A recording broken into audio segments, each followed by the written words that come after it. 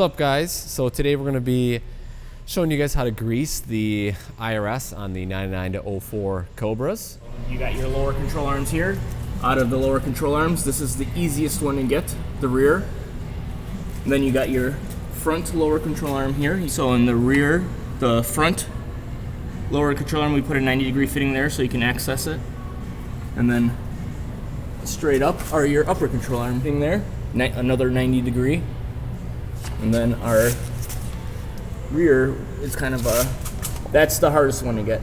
And it's kind of through the control arm you have to go. I don't know if you can see it or not.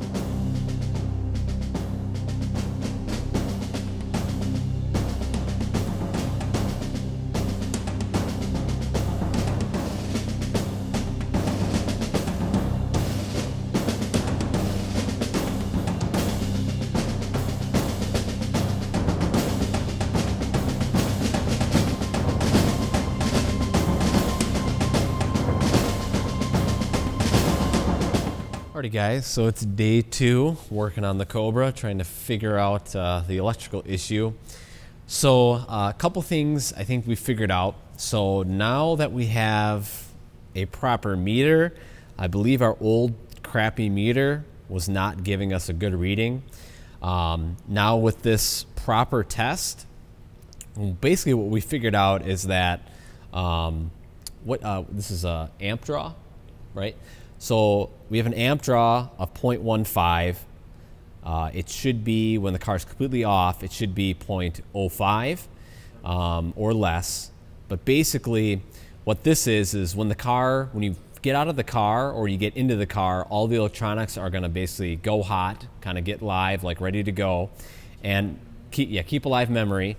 And then once you shut the car off, you shut the door, in about a half hour, this should go down to 0, and it does go down to 0 for us. So that means that there actually isn't a draw. So what I think had happened, so this has kind of been the story of this car, is I've had alternator issues for a long time. And when I had my pulley explode and crack the bottom of the power steering reservoir, I had ATF fluid dripping down into the alternator. And I had all types of crazy readings, anywhere from 13 volts to 16. And as you can see, a little bit lower. Let me just give it some revs here. Get it to go back to the 14. But it jumps around a lot. It's jumping anywhere from, 14.3 down to, you can see it spikes down to 13, 13.9. I had a spike up to like 16. So I'm not sure if the alternator's dying or not. It was going back and forth. So what we're kind of thinking is that I murdered this battery, and now that I have the alternator cleaned out and all good to go, it's fine now, but I did the damage to the battery during that time where I was driving the car with the bad battery, or with the bad alternator, when it had ATF fluid all in it. So what we're gonna do, we're gonna button it all up. We're gonna tape all the wires back up, put everything back together. We are going to add some more grounds. We're gonna add a ground to the alternator.